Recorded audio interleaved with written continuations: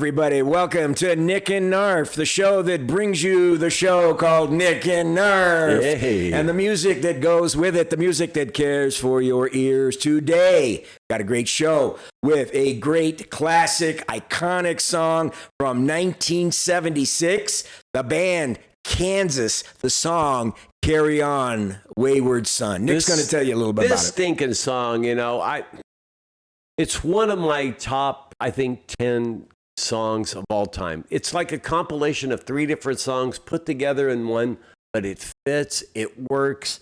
It is such a great song. How do you write another song after you've written this song? They wrote quite a few. Dust in the Wind is an awfully great song, one, too. but not as good as Point of Carry No On. Return. They've got a number of great hits. Steve Walsh does lead vocals on this. He's organ, piano, sick. And then Kerry Livgren, who actually wrote this song, plays electric guitar, piano, clavinet. Robby Steinhardt, if you ever see their videos, he's the guy playing the violin and viola and does a lot of backup vocals. Rich Williams, electric and acoustic guitar. Dave Hope, bass guitar. And Phil Ehart on drums and percussion. What a talented group of musicians. They blasted on the scene. They started in 1970, and it took till 1976's release of Leftoverture, their 4th album. And then the song Carry On Wayward Son is their first top 40 hit. It got to number 11. How did it only make number 11? I was telling Frank. Should have been higher. It's such a great song. How do you not make number 1 with this song? These guys formed in Topeka, Kansas, and then they used to ride the Atchison, Topeka, and the Santa Fe. No, they didn't. They might have done that. But anyway, they were like 3 different groups until they decided and stayed with Kansas as their name. That's right. And over their almost 50-year career, maybe a little bit more than 50 years, with lots of metamorphoses with turnover and stuff, but they still have produced something like 35, almost 35 studio live compilations albums.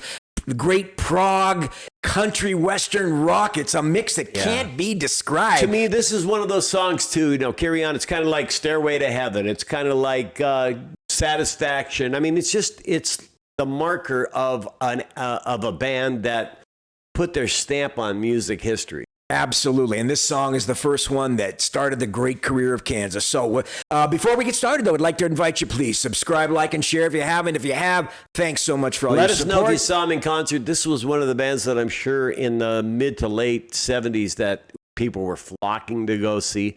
I don't remember them coming to Southern California. I don't know. They might have. There were so many bands playing in L.A. You could see on the same weekend like 4 or 5 different bands playing all over the place. You had to pick and choose which shows you wanted to go see in L.A. in those days.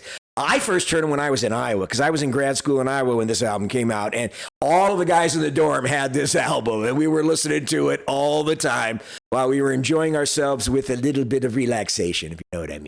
But anyway, leave us comments too if you have any stories about Kansas or your favorite Kansas songs and stuff. But we're ready to get into it. We're going to kick it off. This is Nick's call. He really wanted to hear it, and I sure love it too. Here we are with Carry On Wayward Son, Kansas from Leftoverture. Carry on my wayward son. There'll be peace when you are done. Lay your weary head to rest. Don't you cry no more.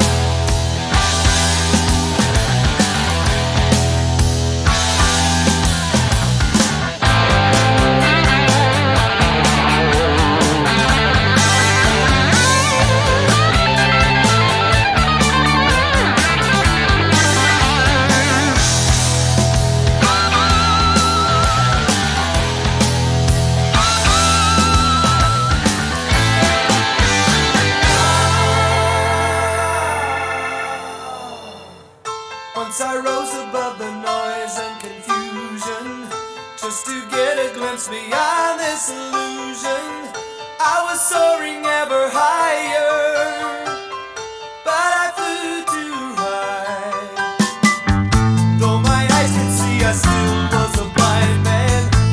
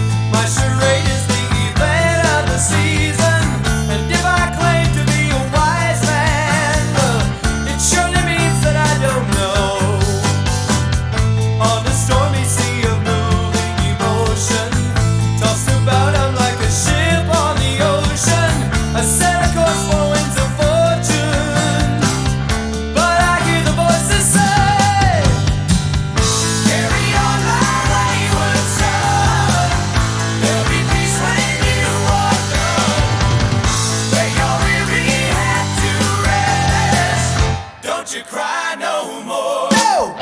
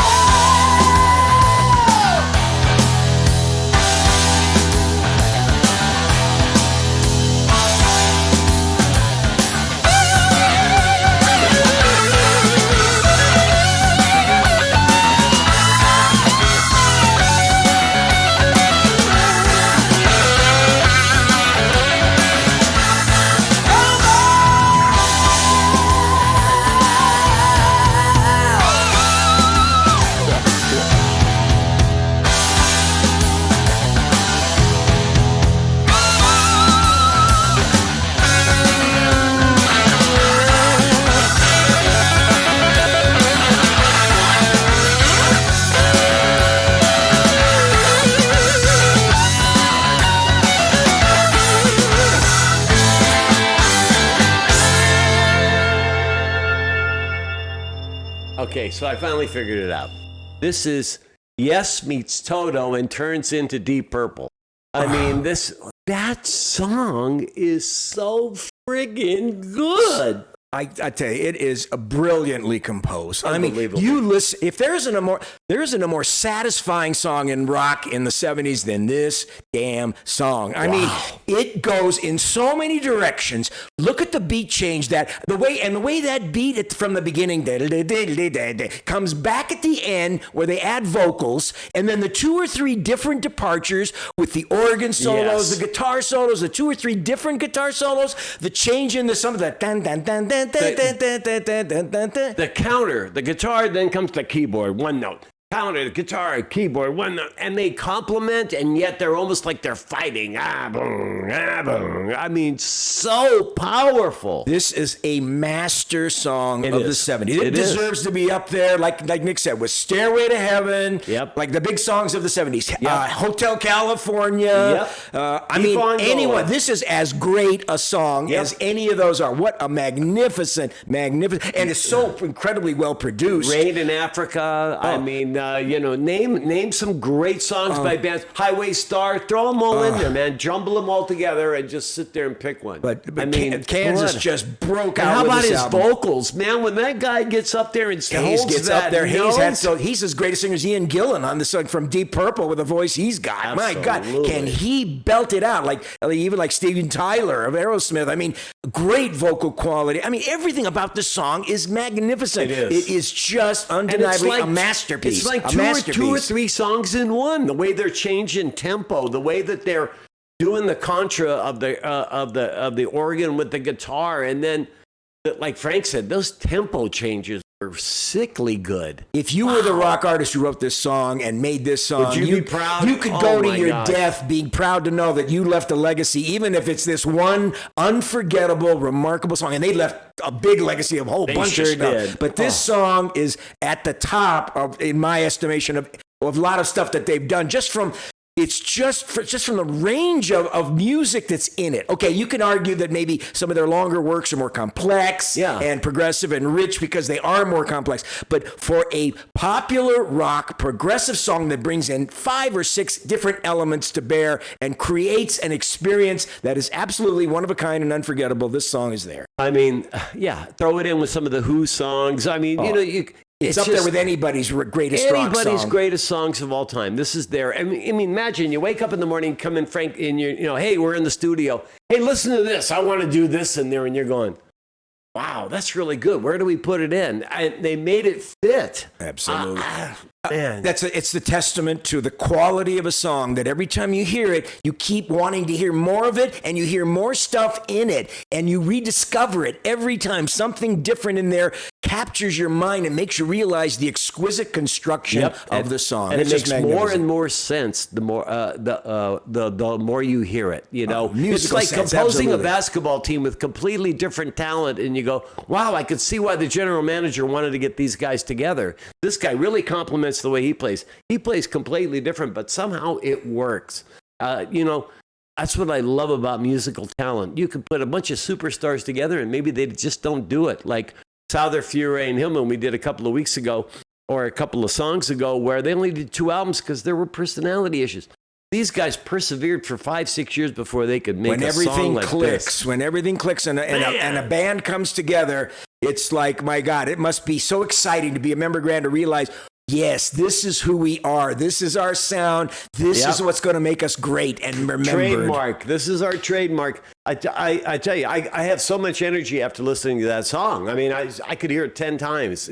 It's exhilarating. It's just an exhilarating piece of music. What did you guys think of Carry On Wayward Son? I know you probably know this song as well as we do, but it never gets tiresome, and we hope you enjoyed hearing it again through our ears and our eyes, and we care for your ears by playing this kind of great stuff from the history of rock and roll and other forms of music. And you subscribers are amazing. That I know the knowledge that I'm going to learn from Andy, Tim, Mark, all of you out there. Forgive me, Phil. I mean, Keith there's so over many, there in England who gives us guys some great always feedback. give us such great feedback, and it just kind of is like finally, finishing up that beautiful, shirt or whatever you're sewing together. It just makes sense when you guys. We really thank you guys who've already subscribed, and if you haven't, please consider subscribing. It doesn't cost anything. Hit that subscribe button, hit the notification bell, let you know when we're doing it. We appreciate clicking that like icon because that helps us spread the word about our music videos, and we hope you share it and tell your friends about us because we care for your ears, and we're going to keep doing it all as long as we can, and we really appreciate your support. And we care for your souls. God bless you all. Thanks for being with us on another episode of Nick and Knarf. We'll see you next time. Signing off. Bye-bye.